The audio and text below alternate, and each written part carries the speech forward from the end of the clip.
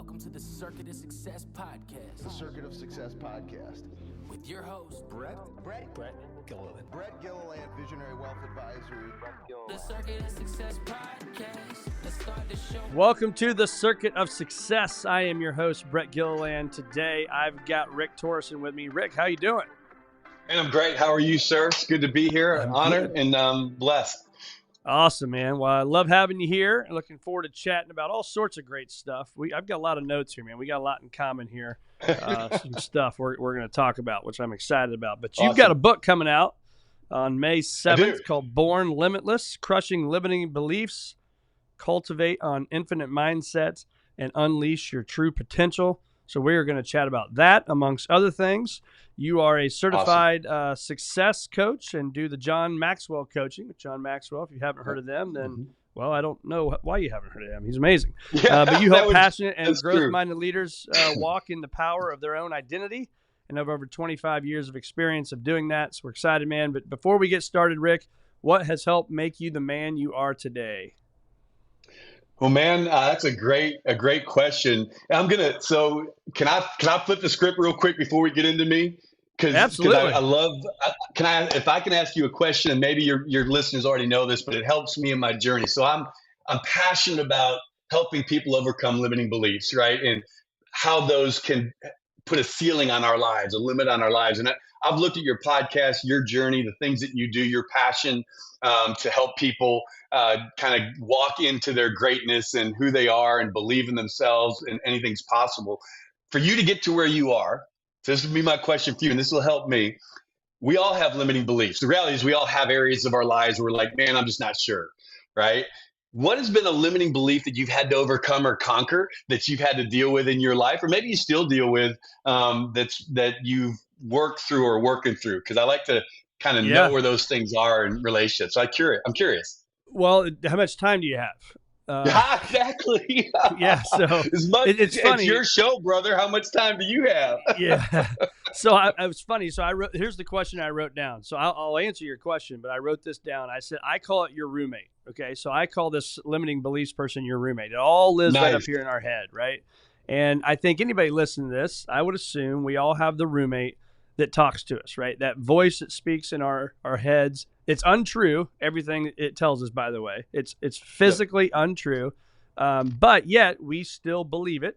And we have these unlimiting beliefs. So I would say the thing that's helped me the most of anything that I've accomplished, whether that's in business, personally, professionally, financially, I would say it's having the limiting belief, but not believing it. Choosing. I use that word all the time. Choosing to not believe it and almost talk trash to it and say, look, I hear what you're saying, but you don't understand. Like, I'm going to show up. I'm going to do the work. The circuits of success are your attitude, your belief system, your actions ultimately get results, right? So if I can do those things, if I can have a great attitude, I can believe in what I believe in. So whatever comes into my heart, comes into my mind, I spend time thinking about it. I pray about it. I go to journal about it. When those things come to reality, now it's just watch out, take action, and you'll get the result, period. Yeah, so good. That's me, man. I took notes. I was taking notes. I love that. I appreciate that. That's speaking into my world and where I live. And I just love to hear that. You're right. We're definitely aligned in how we view things and stuff. So thank you for just allowing me to ask that question as we get started. I didn't mean to throw you off there. No, you're good. What was the question you had? What's really helped you become the man you are today? Obviously, you don't just wake up and every time people listen to this, I start with the same question every time, and it's on purpose because there's a lot of things that I can't find in research that I don't know about, right? Everybody's got a Pandora's box inside them, and you only let certain people in there, right? So you can be as open and about your journey and where you've been. I have no idea what that journey is, and so I always tell people, share, man. What's made you the man you are today?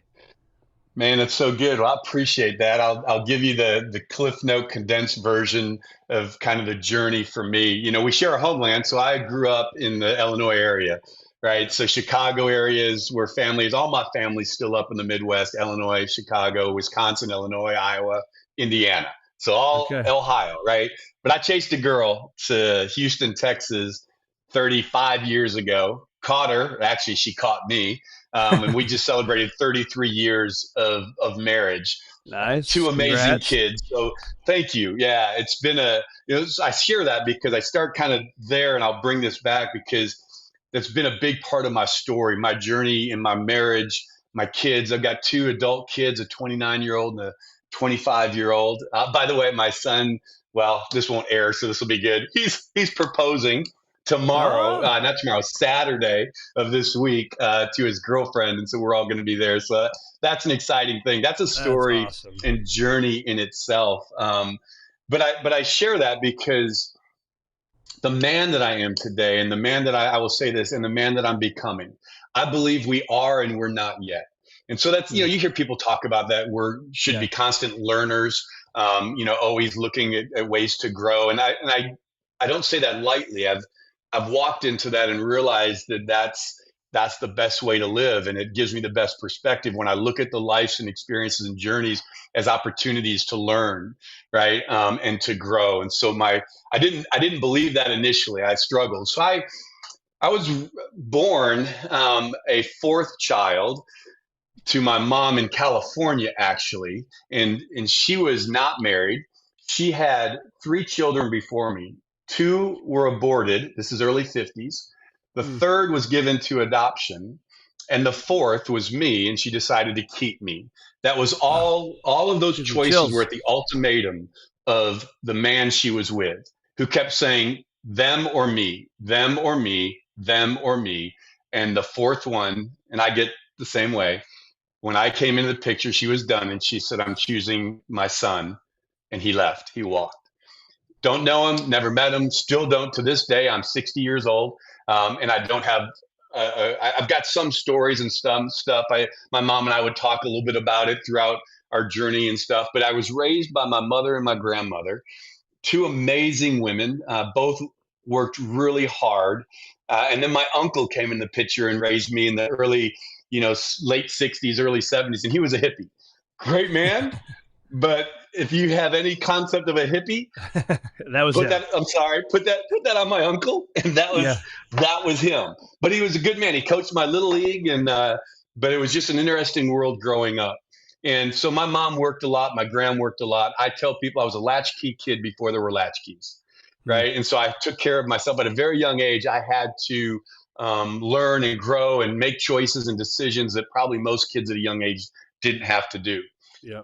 I'll share that. And then one other significant thing that happened to me early in my life, I share some of this in the book Born Limitless, is that I was abused by a babysitter, very young age, right? And I share all these things because all of these experiences in our lives are real, right? They happen. They come with emotion. They come with feeling. They come with energy. And we then interpret those experiences a certain way. We define them when they happen to us, right? And they mark us. And all of those experiences, good and bad, trauma and joy, that we then interpret or define those emotions and feelings, we then have to attribute a belief to them. What is it I believe about that? What is it I believe about me? What is it I believe about women or life or relationship or family? All of our beliefs come from the way we interpret the world and the experiences that we go through, right? And I know it's not that simple, but I think, I try to keep things as simple as possible. Those beliefs then that we take on are based on a real experience and understanding and emotion, but they're not always based in truth. The belief is not always based in the truth. And I'll come back to that. So then I live my life around these beliefs. Beliefs demand actions or behaviors, right? All of our behaviors, our actions, what we do, whether we think about it or not, stems from a belief that we have about something. So we act a certain way. We behave a certain way. All of our behaviors, all of our actions produce some sort of outcome, fruit. Could be good fruit, could be bad fruit, but they produce an outcome. What I've realized, and I share the front of my story and the back of my story because the front of my story marked me, and I began to create a belief system about my worth, my identity, my value, and a belief system about females and women. Although my mother and my grandmother had a very different perspective that they showed me, this encounter began to shape how I believed about relationships and women and my own identity. No one knew about it. I never told anybody about it. So it sat inside of me and started to form beliefs. Then I didn't have a dad. Well, back then, most people had full families, mom, dad, and kids. So then that was a belief system. Why don't I have a dad? I remember making stories up that my dad was killed in the army. He was in the war and was killed. Well, he wasn't. But that's how I could justify to the world of kids why I didn't have a dad at the house when I was growing up, right? So all of these beliefs forced me then to live a certain manner, to act in a certain way, to have certain behaviors that then gave me certain outcomes. And as we grow over our lives, those behaviors that may have served us at one point no longer serve us, yet we don't change them. We don't recognize them. And now they're not serving us any longer, and the outcomes are getting more and more damaging or hurtful. It's like a ceiling that we put on our lives. Yeah. And so I share, like, 'cause that's kind of the framework I talk about in the book. It's really understanding where does the fruit of our life come from? And if we don't like it, what do we change? Typically, and you know this because you've worked in this area a lot, we try to change our behaviors, systems, and processes, do better, be better, think better, act better, right? And so if I'm strong-willed, which I am, I can do pretty well for a while. Yep. But I typically, and I don't know if you found this, I typically end up back where I was or worse. Somewhere down the road, something happens that triggers me back into this place, old reality, and the behavior doesn't sustain itself. And I've realized if we don't address the belief behind the behavior, sustaining a behavioral change to get new outcomes is very difficult. Yeah. It's very hard. Yeah. But we don't think about it that way, right? Does that make sense? It does, and that's why we're so locked in. We're going to be locked in this whole podcast because you're talking about the beliefs and the actions and the results, right? Which are the circuits of success. And the way I talk about them, if you don't have those four: attitude, beliefs, action, results, why it's a circuit is the light bulb won't shine, right? We take one of those away, the lights go off, right? And That's so good. For you, I'm fascinated by this discussion on of choice. As I said it earlier, choice Yes. is, I believe you made a choice. So there are people that grew up in your situation, right? You're obviously not the only person that this has happened to. Probably fewer, right, than most. Right, sure. But there are some people that end up, and let's even talk about it from a situation. People that grow up with money, and then the kid is dirt poor and never amounts to anything. The kid that grew up with money that goes out and changes the world, right? The person that grew up homeless that became super successful. The person that grew up homeless that's living on the streets somewhere, right?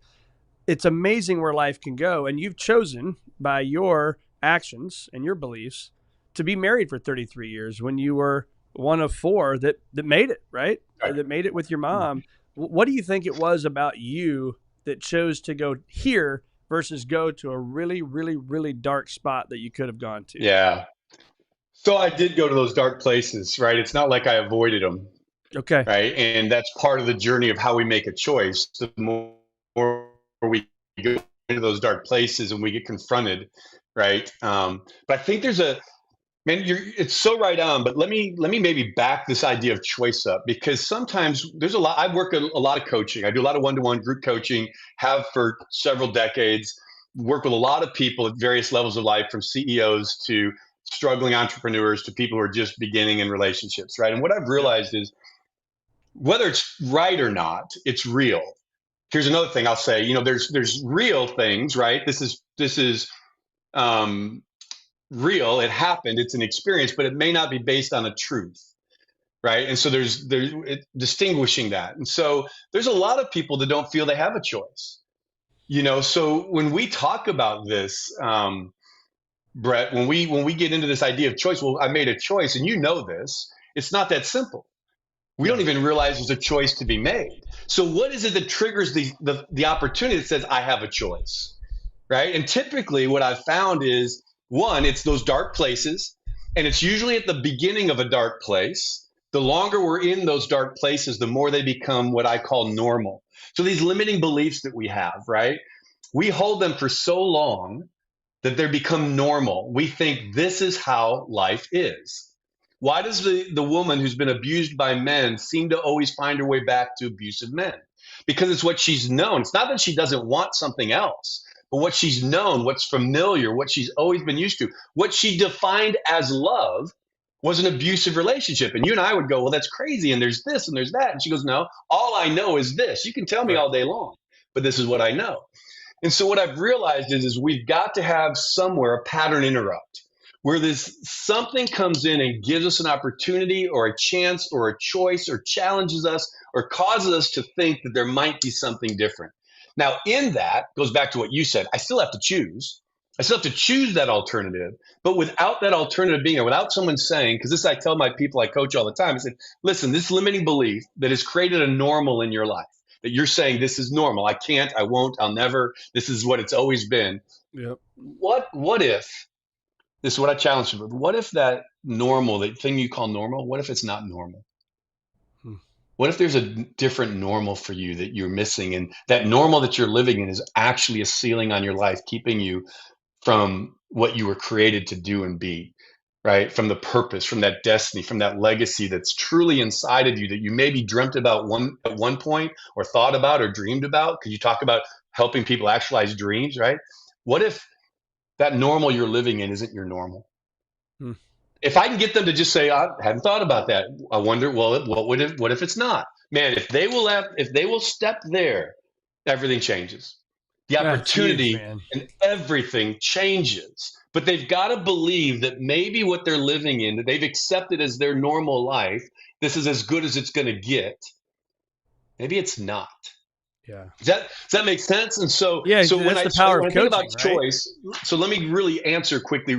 So there were some people in my life that challenged me basically with that question. And I was like, this is how life has always been. They said, what if it's not? And what if it doesn't have to be? I thought that would be awesome, right? And for me, it was a faith journey, right? So it was my father-in-law. So I told you I chased a girl to Texas. I did. And she was a woman of faith. I'd never been in church in my life, never stepped foot, never thought about it, was never part of my world, wasn't for it, wasn't against it, didn't really think about it. Yeah. Well, I'm pursuing this girl. I get to Houston, Texas. Her dad is an amazing entrepreneur, started businesses, 57 years in business, just amazing man, really wise, but he's also a man of faith. And first 30 days I'm in Texas, right? Just trying to figure this out. I'm going after this girl, like, I'm going to conquer this thing. He gets in my face and he says to me, Rick, he said, seemed like a really good guy. I love my daughter.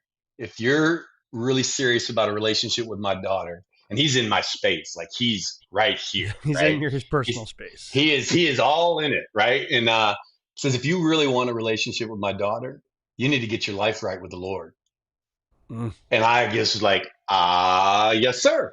I was like, okay, but honestly, this was my thought was, I am the Lord, so we're good, right? It wasn't that rude, but it was like, I've always been the master of my own destiny. I've had to be responsible. I'm in charge. I can do this. I just say that because that was one of those provoking moments where I thought, well, what does that mean? What does that look like? Who is that? What would that do? And so I began a journey of discovering what it meant to me. And that's another conversation, but that took me on a road. That was one of those markers that said, what if there's something different? What if there's something more? What if you were destined and purposed for something other than what you think is in front of you? And so that provoked me enough. And you said this, I still had to choose, but I chose to pursue that thought, and it changed everything. I love that. And I love the pattern interrupt. I mean, that's so profound. I wrote that down. I'm gonna have to journal on that one, because it is true, man. We need to interrupt the pattern, right? We need to interrupt the new normal, or the normal, to make a new normal. And I call it your comfort zone callus. And your comfort zone's this big and needs to get to this big. Well, you're going to form a callus if you just like, hey, instead of going and working out, I'm just going to go sit on the couch, and then I'm going to do it again tomorrow, and then tomorrow, and then you build this callus of now I can't even walk up a flight of stairs. And again, that's a choice. And so, how do we break out? You don't realize it, right? I'm sorry, but it's a choice, but you don't even realize you're making the choice because it has become so comfortable, so natural that I never walk up the stairs. Well, why don't you walk? Because I don't. Yeah. And you don't even think about it anymore. And then we get stuck in this place, and that ceiling then gets put over our lives, and we settle. Yeah. We settle for something so much less. I'm sorry, I didn't mean to interrupt you, but I was like, man, that's so true. And we don't even realize it. Yeah. Oftentimes. So what is, how do we get out of our comfort zone? How do we bust through it? So the person listening to this knows that, like, well, no shit, Rick. Yeah, I know I know I need to get off the couch and go walk the flight of stairs, but how? Yeah. How do I do that? That's a great question. And I think principally it's probably universally true and the same for everyone. But how it manifests, how you have to engage it is going to be unique to you. But I would say it all starts with this. And it goes back to really what you were saying. It all begins with me making a choice, deciding I'm going to challenge something. I'm going to allow someone to challenge me. To be able to get out of our comfort zone, we first have to allow someone to say you're in one. Yep. And to receive that without being offended, defensive, or justifying it. And be able to receive a challenge, a provocation, whether it comes with love or it comes with aggression, because we get it a lot of different ways, right? People will say things through anger and being mean to us about our position or posture, where we're living and how we're doing things, or people will provoke us with love. Either way, it starts with our willingness to entertain that and say, well, am I in the comfort zone? And here's the other thing I tell people. You may discover you are. You may go through all the questions and you may come away and go, but I like it and I'm going to stay. Yeah. But now you're in control because you're choosing to stay in a place that you have full mastery of and control. You know you're choosing to stay in the comfort zone. That's right. That's a totally different thing from being in one and not realizing you're in one and there's something outside greater that you're not experiencing and you don't even know it. But I want people to have the freedom to choose to say, no, I like the comfort zone. I've worked hard to get here and I'm just fine. Now, if they give me permission, I have access in their lives. Like I gave other people to me, I submitted to be provoked or questioned, not to be ruled or authority, say you're going to do this, but to say, can I challenge you, Rick? Can I ask you a question why you're believing that or where that came from without you getting frustrated or defensive? Are you willing to consider it? Yep. Right. And so that's the first to me is getting someone to consider where they're at and what that looks like. Here's the other thing I'll tell you. It's kind of the other end because I build these roadmaps. I help people build roadmaps from where they are to where they want to be. Right. So part of the other thing that gets us out is I also would ask questions about their vision, their destiny, their objective, a future, a goal, a desire, whether it's a life vision, purpose, or whether it's something immediate that they want to do, something they've dreamt about, something they desire. We will never get out of where we are if we can't have a clear picture of where we want to go. I give people this example. I'm in Houston, Texas. There's over 4,800 Mexican restaurants. I love Mexican food, but there's thousands of them. And I want to go to the best Mexican food place in Houston, and I have a GPS. I don't put best Mexican food on my GPS as my destination. Why? Because I'm going to get everyone's opinion in 1,000 destinations.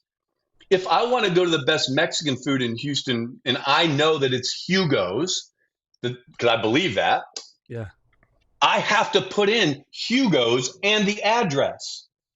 It's the only way I'm going to get there. If I've never been there and I know that's where I want to go, I can't just say a Mexican restaurant and hit route.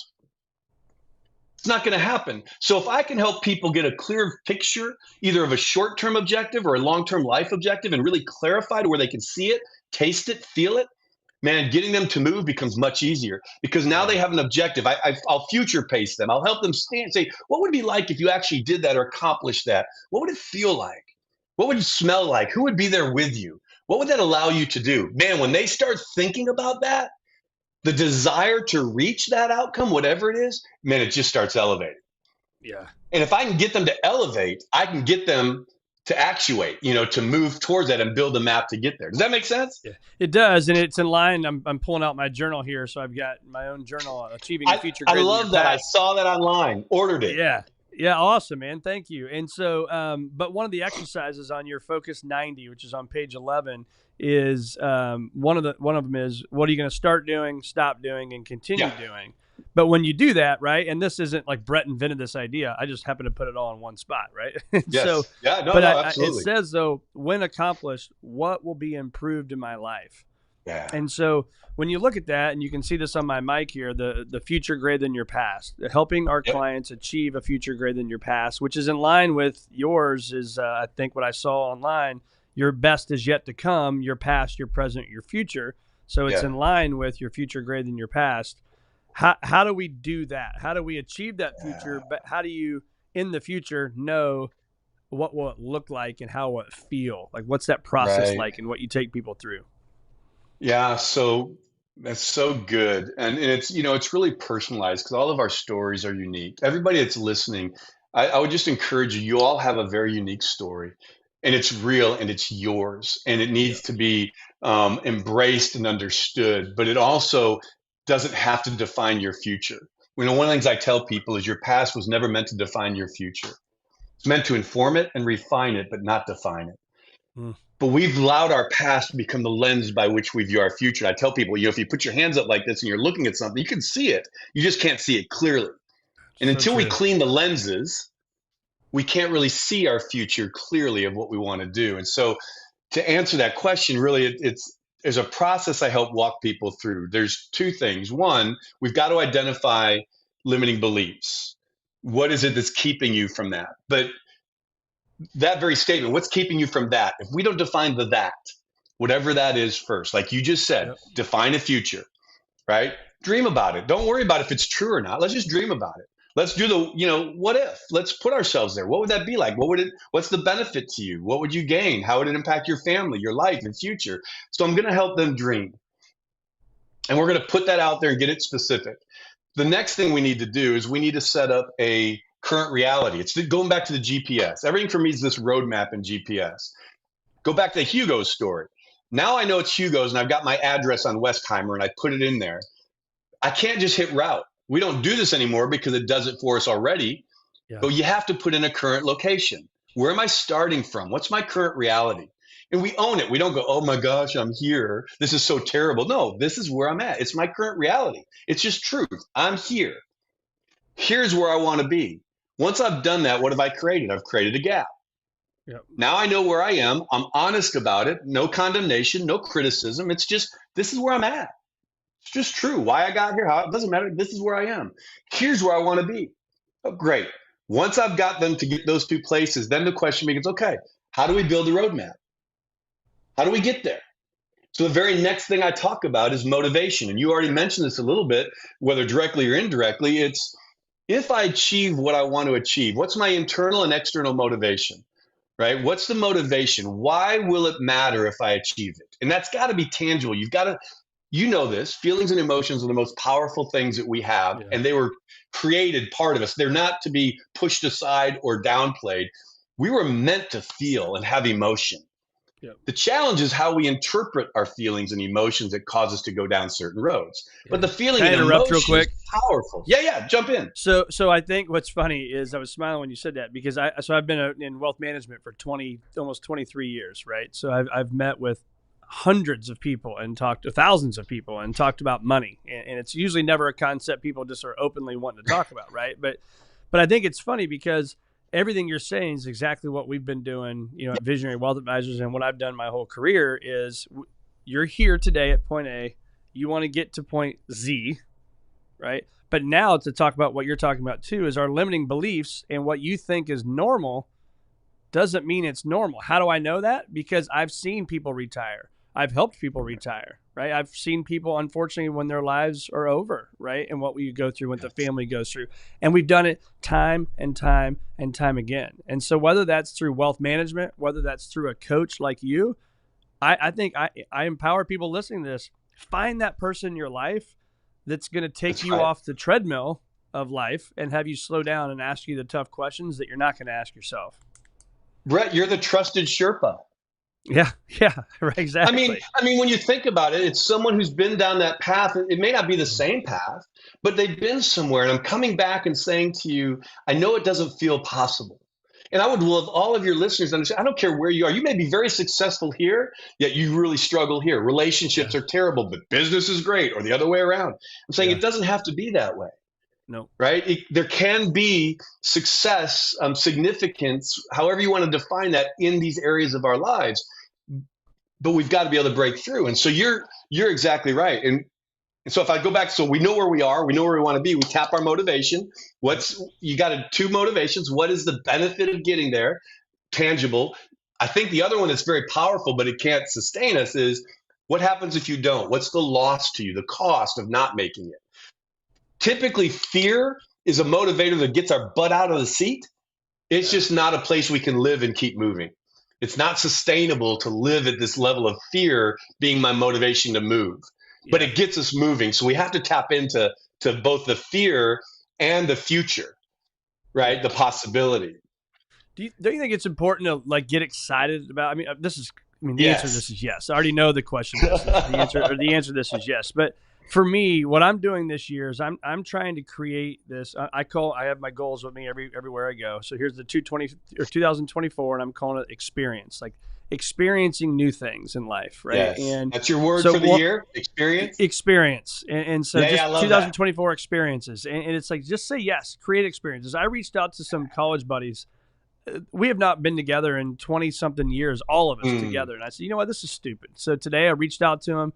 We've already got it scheduled in June. We're going to get together and have our little reunion, right? Awesome. We're going to go to the Cardinal games. We're going to play golf. Today I've got to go up the stairwell right over here 22 times. I'm going to climb the World Trade Center today. And that's just a self-imposed thing. And I think for our listeners is challenge yourself to do something that's unique and different. So this year for me, one of my experiences, do something I've never done. So good. Every month. Started in December, did a polar plunge in the ocean. January went skeet shooting. I've never been skeet shooting. Today I'm going to climb the World Trade Center. And then March, so why is that good? Tell me, what does that do? I love that. So help everyone who's listening. So why bother? Why are you doing that? So what? That's cool, but what's it matter? I want to be able to do a lot of things. I don't want to look back on life and have regret. Yeah. And now will I have regret because I didn't climb 22, flights of stairs? Absolutely not. But I think it gives people depth and breadth and more conversation pieces and helping people. If my desire is to help people achieve a future great in your past, and that's our firm's mission and my mission, then don't I have to go out and take action and do things that are helping me achieve a future great in your past? So good. And so that's why I do that. Again, 99 out of 100 people could care less if I climb 22 flights of stairs, right? I may be the only one that cares. But for me, it's the experience and it's creation of depth for me. I love that. Creation of depth. I wrote that. That's really good.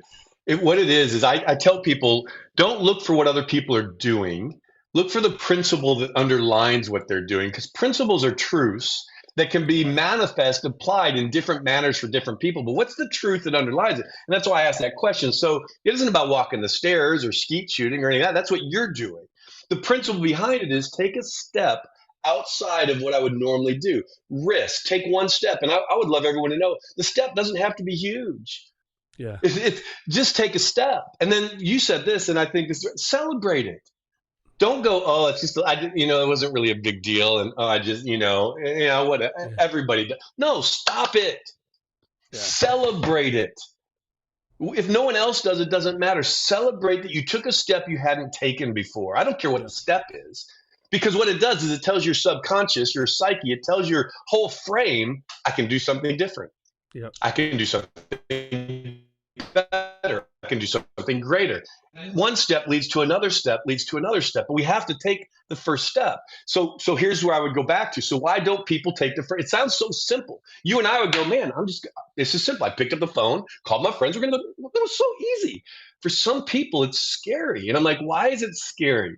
And that goes back to the limiting belief. Somewhere in their mind, they believe that someone's going to reject them or say no, or that they're going to fall on their face and the world's going to judge them. And then they'll just be what their parent always said they were going to be.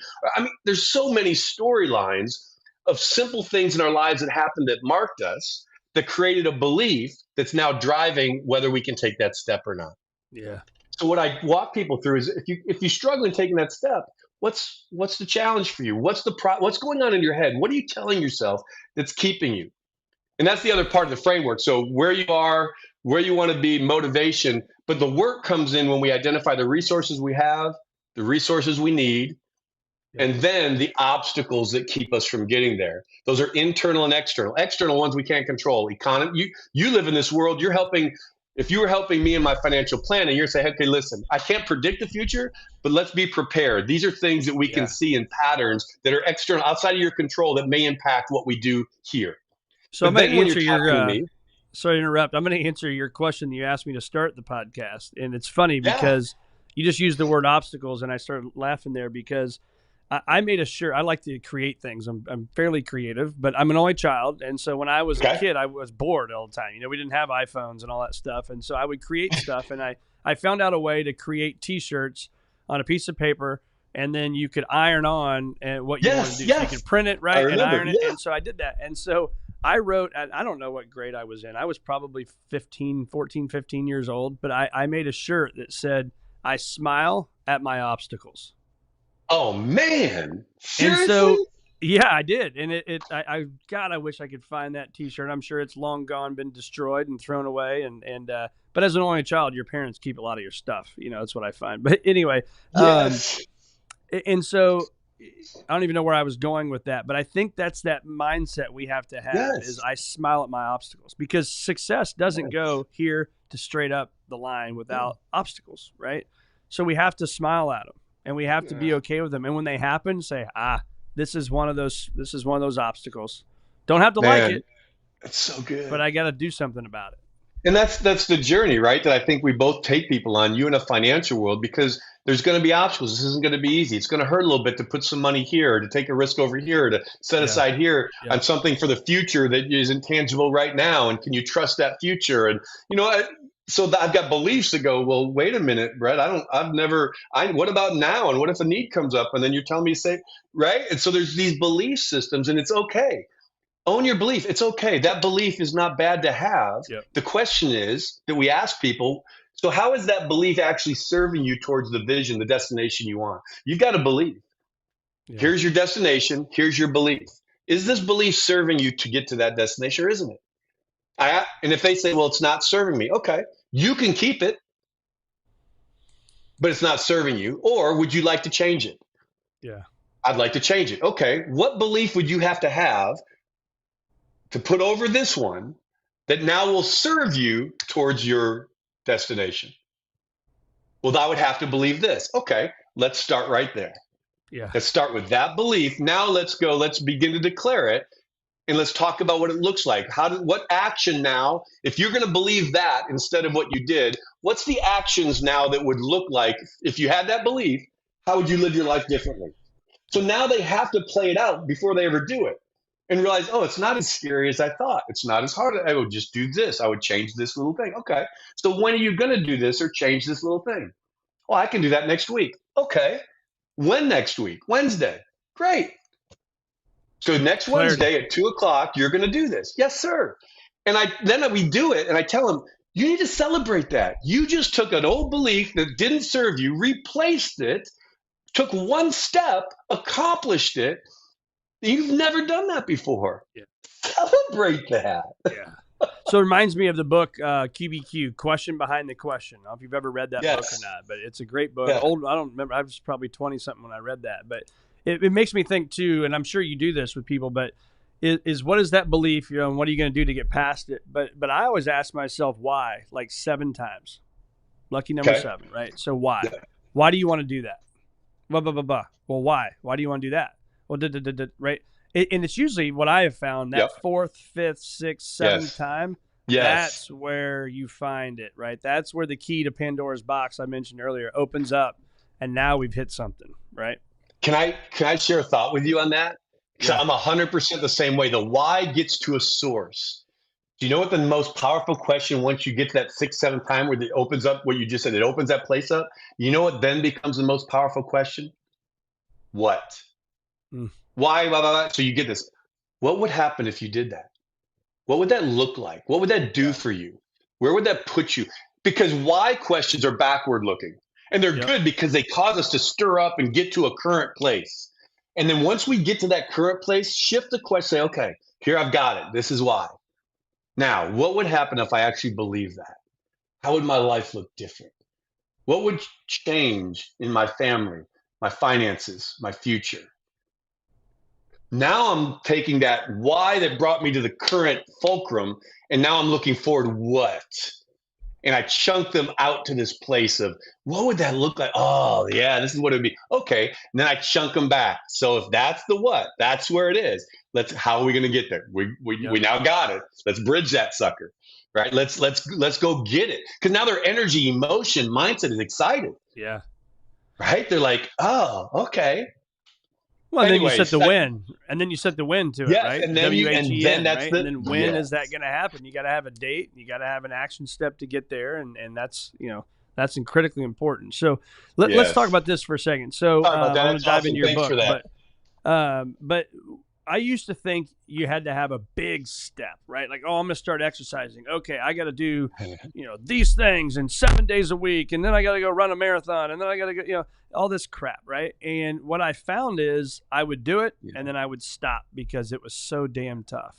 But when I started to realize and starting to believe, started to believe, a lot about beliefs today, that it takes little steps, boring steps, but it's doing it and showing up every single day, even when you don't want to, and making that a commitment to yourself. That's when big stuff actually happens. Yeah. So when you hear that, thoughts? Well, man, there's not much you can add to that, right? It's truth. What you're stating is truth, but we think we've got to jump this gap in one fell swoop. Like, here I am, there I got to be. So what's the big thing I can do to get me there? And I'm like, and the most successful people in the world, they kill themselves with boredom. Yeah. We think we got to success by some magical thing that we did or some thing that just happened. And the tipping point, Malcolm Gladwell talks about the tipping point. Yeah. He talks about all these things that happen, but then we see it go, oh my gosh, this just happened, as if it's some miracle that took place that caused this to happen. But the reality was, we didn't see all of the things, the discipline, the daily cost and sacrifice and choice and things that we did that led to this tipping point, and then all of a sudden it explodes. We just want the tipping point. Yep. Right. And so I just, again, for me, you said beliefs, a lot of it goes back to, why do we do that? I asked that first why. Why are we stuck there? Well, because I believe something. I believe that the best way to get there is this giant leap. Okay, why do you believe that? And that's the why. And I get to them, start thinking, and say, okay, now this is what you believe. Now, is that the question? Because is that true? Is what you say you believe actually true, or is it a lie? Are you believing something that isn't even based in truth? It's real, but it's not based in the truth. Yep. Yeah. Okay. Well, then what would be the truth? Let's replace the lie, the limiting belief, with a limitless one. Right? Let's replace that. Dog's and barking. If we can See, the dog even agrees with that one. Man, he got excited. Sorry about that. Somebody just came out to the door. Yeah. That's the beauty of podcasts. I love it, man. It's I love it. Let me ask you a question. So again, we've talked 1,000 things about belief today. Let me ask you this. So what do you believe that if I wrote down my goals, like I have you do every single day in this journal, if you write down your goals every day, you have your goals written out on a piece of paper and you highlight them when things are happening. And in mine, it's F to the 6th power, my faith, my family, my firm, right? My finances, my fitness, and my fun. If I have all of that written out and it's clear, I believe clarity precedes mastery. If I want to have year of experiences, if I write them down every day, and again, we know the answer to this, but let's talk about it. Yep. I write them down every day and I view them, read them every day, versus people that put them, I've been guilty of this, write them down, have this great plan, and you put it in your top left drawer of your desk, and you don't see it again until like December 14th. And then you're like, oh, crap, right? I'm behind. Who's going to succeed? If you don't write anything down, I do write them down and I do view them on my piece of paper. Who's going to win? Yeah, absolutely. Yeah, the person that keeps them in front of them, right? It keeps them as a destination, right? As this thing that I'm looking at. If I could show you my computer screen that I wake up to every single day, the screensaver is my purpose, my values, and my mission. Every day I wake up and I see those things, and they constantly, subconsciously are moving into my life because they're written down in front of me and they're where I can see them. I may not give attention to them, read them, declare them, but I take them in every day. That begins to shape my subconscious. It begins to shape my beliefs, my thoughts. So then when something comes, it has to get filtered through that, because that's now the filter, the lens that I'm living my life out of. Right? So when you set your goals, your dreams, and you're specific, The SMART goals, SMART, they're specific, measurable, attainable, Yeah. right? But you set those and you write them and you put them where you can see them. I tell people you should fall in love with sticky notes, Yeah. because sticky notes are the best thing in the world. I've got sticky notes on my computer, right? They're just simple words. I don't need a whole storyline. I need a word to remind me of something, Yep.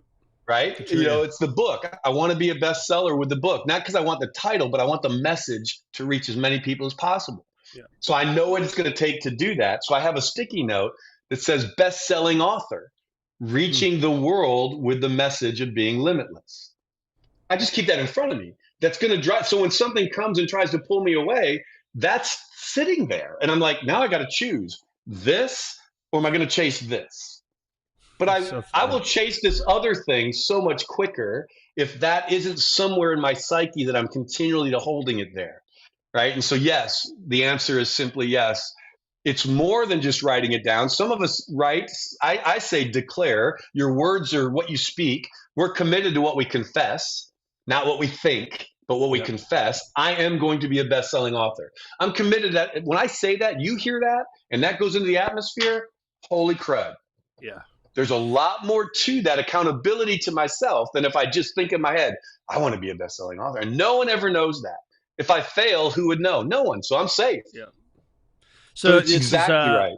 So your sticky notes is my alarm. So if you could see my alarm on here, I've got different alarms. And so like the one at 5:52, for example, it goes off, and then the screen on my phone says choice, morning routine, right? It's my choice. Love that.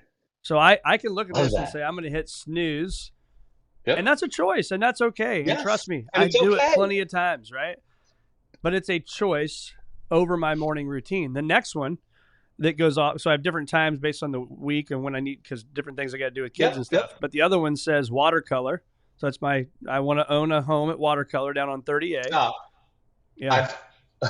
So I'm going to stop right there. So we lived in Rosemary, had a home in Rosemary forever. We sold it during COVID because we got a great offer, and we'd go down there 3-4 times a year. So we're looking at watercolor. My brother's building a home in watercolor right now, and we've been in Alice. So we've been going to 30A for 10 years. So I'm sorry, all you listeners. We're taking a little, not 30 years. I'm sorry, for the last 7 years. Yeah. Rosemary's only been around since like 95. So yeah, it's crazy. But that's our happy place. The beach, same here, man. Rosemary, Alice, 30A. That's my happy place. Hey, same listeners, here. I'm sorry about that. We just took a little divergence, but they hear me. Everybody knows me knows watercolor. Watercolor is my deal, man. And so, but my alarm says watercolor, and God, I love that. because I want to have my home there, and I know right where it's at. And then another one says choice golf at 100. So I want to golf on my 100th birthday. So to your point, sticky notes, whether it's an alarm, if you need help with that, you need that motivation when you know your why, anyhow as possible, all these things, right? Put it on your alarm, put it on a sticky note. And then where we're going to go is we're going to go buy your book, Born Limitless by Rick Torrison, Crushing Limiting Beliefs, Cultivate an Infinite Mindset, and Unleash Your True Potential. Give me a 30-second blip on this book and why somebody needs to go buy it. Because they've just heard the whole damn story, right? Now it's everything we just talked about. It's everything we've talked about is in there. The book is a bunch of my stories of where I came from, what I started with this podcast with, of my story that created limiting beliefs, and where they got interrupted and said, hey, is that normal? Do you want that? Right? And so the story is about my framework that talks about helping us identify that. And then how do we create roadmaps and build the process to our greatest success or significance? It's not a Christian book or a faith book, but it's based in the faith of who I am, that I believe in the greatness inside of people, that we were born with a destiny, a purpose, a future, and a hope in mind. And then here's what happens. Life happens. Yeah. Life happens. And when life happens, we start to build beliefs around that life, and we start settling for something less than. And my passion and desire is to help you tap back inside. You were born limitless. Whether you achieve it or not, it's a choice. Whether you make it or not is a choice. But how do we clear the road and the path to give you the greatest opportunity to make that choice, to actually experience something greater than what you've experienced? Yeah. And just to begin to believe there. So that book is all about that journey and that process and the stories of my life and others who have gone through that process. And I'm excited, because that's the core of my message. It's the core of my coaching. It's the core. I think it's personal before it's corporate. We have to deal with this. before we can Amen take to care of that. And we want to Amen to do that. this. We're all about business and out here, but this is either the rock or the sand. And I want this to be a rock so that when I build, it can stay and build a legacy that's going to live beyond me. But if this is sand, because I haven't paid attention to this, everything I do there is going to leave when I leave. When I'm done, it's gone.